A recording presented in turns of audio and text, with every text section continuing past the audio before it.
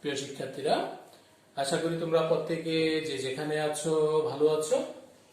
Lakers public school and college কর্তৃক আয়োজিত online ক্লাসে আমি শামীম আহমেদ, প্রভাষক, গণিত বিভাগ। আজ আমি তোমাদের উচ্চতর গণিত প্রথম পত্রের যোগজীকরণের উপর আরেকটি ক্লাস করব। তোমরা ইতিমধ্যে যোগজীকরণের উপর অনেকগুলো অধ্যায়, অনেকগুলো ক্লাস আমরা করেছি। তোমরা প্রত্যেকে হয়তো বা প্রত্যেকটি ক্লাস দেখেছো এবং করেছো। আমি আজকে আরেকটা ক্লাস করবো যোগজীকরণের উপর। সেটা হবে তোমাদের নতুন একটা টপিকস, নতুন একটা অধ্যায়, যেটা ডেফিনিট ইন্টিগ্রেশন। আমরা এতদিন যেই কয়টা যোগজীকরণের অঙ্ক করেছি সেটা আসলে ইনডেফিনিট ইন্টিগ্রেশন। আজকে আমি করব ডেফিনিট ইন্টিগ্রেশন। প্রিয় শিক্ষার্থীরা, সেখানে ডেফিনিট ইন্টিগ্রেশনের অর্থ হলো সেখানে সীমা দেওয়া থাকবে, lower limit and upper limit. এই অনুযায়ী তোমাকে অঙ্কের নির্দিষ্ট একটা ভ্যালু সেটা বের করতে হবে। প্রিয় শিক্ষার্থীরা, তা আমি যদি একটা অঙ্কে যাই, সে অঙ্কটা হচ্ছে এরকম যে ইন্টিগ্রেশন 0 থেকে 5/2 cos স্কয়ার x dx, এটার মান কত তোমাকে বের করতে হবে। তো প্রিয় শিক্ষার্থীরা, সমান ইন্টিগ্রেশন 0 থেকে 5/2 cos স্কয়ার x এর কোনো সরাসরি সূত্র নেই, তোমাকে 2 cos স্কয়ার x এর সূত্র করতে হবে। তাহলে 2 cos স্কয়ার x dx। যখন আমি 2 করলাম, সূত্র করার জন্য 2 দ্বারা গুণন করলাম, 2 দ্বারা তোমাকে ভাগ করে নিতে হবে, সমান হাফ অফ ইন্টিগ্রেশন 0 থেকে 5/2 2 cos স্কয়ার x dx সমান হাফ অফ ইন্টিগ্রেশন 0 থেকে 5/2 2 cos স্কয়ার x এর সূত্র হলো 1 plus cos 2x ইনটু হচ্ছে dx সমান হাফ অফ।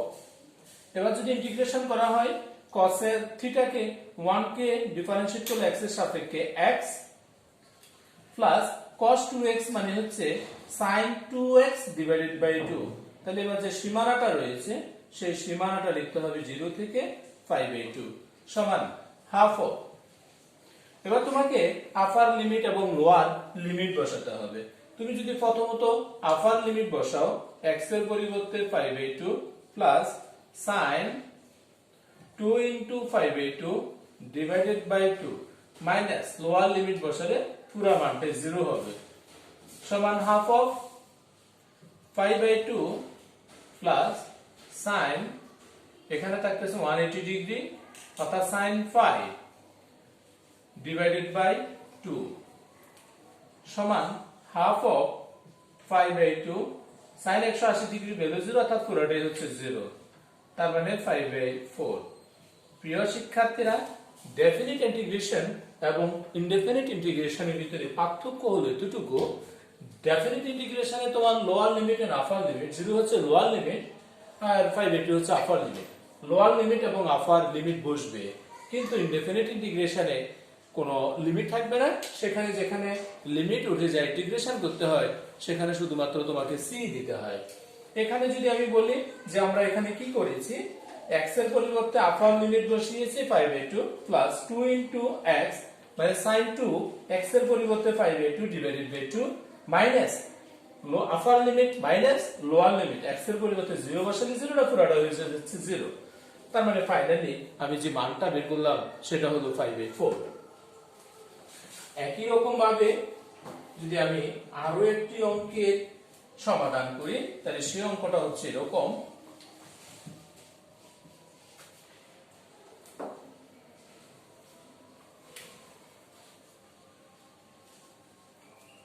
প্রিয় শিক্ষার্থীরা, আরেকটি অঙ্ক উঠে নাও, সেটা হলো ইন্টিগ্রেশন 2 থেকে 3 2x divided by 1 plus x square into dx। 2x by 1 plus x square into dx, এটার তোমার ইন্টিগ্রেশন করতে হবে। তো সমান, প্রিয় শিক্ষার্থীরা, এই অংশে তুমি একটা কাজ করে নিতে পারো। ধরে নিলাম আমি z সমান 1 plus x square, 1 plus x square কে আমি z করলাম, তাহলে dz সমান সমান 1 মানে 0, x স্কয়ার মানে 2x ইনটু হচ্ছে dx। তার মানে dz সমান 2x dx। আমার অঙ্কে দেখো লবে রয়েছে 2x dx, যার পরিবর্তে মান পেলাম আমি dz। একই রকম ভাবে তোমাকে সীমানা দেখতে হবে যে কি কি পরিবর্তন হয়েছে সীমানার ক্ষেত্রে। প্রিয় শিক্ষার্থীরা, এটা x ছিল, x আর পরবর্তী তুমি পেয়েছো z। x এর মান যখন 0, সরি তোমার এখানে x এর ভ্যালু রয়েছে 2, তাহলে x এর ভ্যালু যদি 2 বসাও 2 স্কয়ারে 4 অর্থাৎ তখন হবে 5। x এর ভ্যালু আরেকটা আছে 3 যদি বসাও মান হবে 10। তাহলে আমি সীমানা চেঞ্জ করলাম, x এর কারণে z এর সীমানাটা কি হলো, যখন 2 তখন পেলাম আমি 5, আর যখন 3 ছিল তখন আমি মান পেলাম 10। 2x dx যার পরিবর্তে মান বের করা হলো dz divided by 1 plus z square মানে হচ্ছে z সমান ইন্টিগ্রেশন 5 থেকে 10, এটাকে যদি সাজাই 1 বাই z ইনটু dz, যার পরিবর্তে সূত্র লেখা যাবে ln z upper limit and lower limit সমান ln upper limit 10 minus ln lower limit 5 সমান ln 10 বাই 5। এটাই হচ্ছে নির্ণেয় মান। এখানে ln 10 মাইনাস ln 5 এর মানে কিন্তু ln 10 থেকে ln 5 এর বিয়োগফল ln 5 হবে না। লগের বেলা তোমরা জানো ভাগ থাকলে বিয়োগ হয়ে থাকে, সেই ক্ষেত্রে দুটো ln থেকে একটা ln 10 বাই 5 লেখা যায়। প্রিয় শিক্ষার্থীরা, আশা করি তোমরা দ্বিতীয় নাম্বার যে অঙ্কটা সেটাও বুঝতে পেরেছো। না, প্রিয় শিক্ষার্থীরা, আমরা যদি আরো একটি অঙ্ক উঠাই, সেটা হচ্ছে ইন্টিগ্রেশন 0 থেকে 1 x dx divided by root 4 minus x square, root 4 minus x square। তাহলে এটার মান কত আমাকে বের করতে হবে। আমরা যদি অঙ্কগুলোকে ধরে নিই, সেই ক্ষেত্রে z এর পরিবর্তে আমি ধরলাম x স্কয়ার, অর্থাৎ x স্কয়ার কে z ধরলাম যদি z ধরা হয়। আচ্ছা, যদি আমি শুধু x স্কয়ার কে z ধরি, আমার মনে হয় আমি কোনো সূত্র করতে পারবো না। তার মানে 4 minus x square, 4 minus x square কে z ধরলাম, তাহলে dz x এর সাপেক্ষে ডিফারেন্সিয়েট করলে 0 মাইনাস 2x dx, তার মানে dz ডিভাইডেড বাই মাইনাস 2 সমান আসবে x dx। তোমার অঙ্কের জন্য দরকার এই যে x dx, সেই x dx এর পরিবর্তে আমি মান পেলাম dz বাই মাইনাস 2। এবার তুমি যদি অবস্থান x থেকে ছিল x পরিবর্তন করে তুমি z এ গেলা, তাহলে সাথে সাথে তোমাকে দেখতে হবে এর সীমানাটা কি, x এবং z। যখন x এর মান 0 ছিল, x এর পরিবর্তে 0 বসালে z এর মান পেলাম 4। x এর মান যদি 1 হয় তাহলে z এর মান পাবা তুমি 3। তাহলে যখন চলক পরিবর্তন হলো, চলক পরিবর্তন হওয়ার সাথে সাথে তোমাকে দেখতে হবে এর লিমিট কি ধরনের পরিবর্তন হয়। সমান 0 এর জন্য মান পেলাম 4, আর যখন 1 তখন মান পেলাম 3। x dx যার মান হলো minus dz by 2 root over z, অর্থাৎ রুটের ভিতরে যে মানটা রয়েছে সেটাকে আমি z ধরে নিয়েছিলাম। ইন্টিগ্রেশন, এখানে একটা মাইনাস থাকার কারণে প্রিয় শিক্ষার্থীরা তোমাদের জন্য নতুন একটা জিনিস, আপার লিমিট অপেক্ষা লোয়ার লিমিট কখনো বড় হতে পারে না। যেহেতু এই অঙ্কে লোয়ার লিমিটের মান বড়, আপার লিমিটের মান ছোট, এখানে একটা মাইনাস চিহ্ন রয়েছে। এই মাইনাস দ্বারা যদি মাইনাসকে যদি উঠাতে হয়, মাইনাস দ্বারা গুণন করলে এই লিমিট চেঞ্জ হয়ে যায়। তোমাদের জন্য এটা গুরুত্বপূর্ণ বা মনে রাখতে হবে, কোন অঙ্কে যদি মাইনাস চলে আসে সেই কারণে আসছে যে লোয়ার লিমিট আপার লিমিট অপেক্ষা বড় রয়েছে।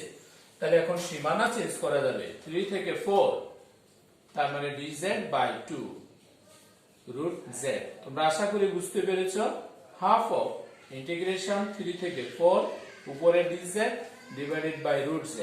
আমি রুট z কে চেঞ্জ করে এরকম লিখতে পারবো, ইন্টিগ্রেশন 3 থেকে 4 z to the power minus half into হচ্ছে dz।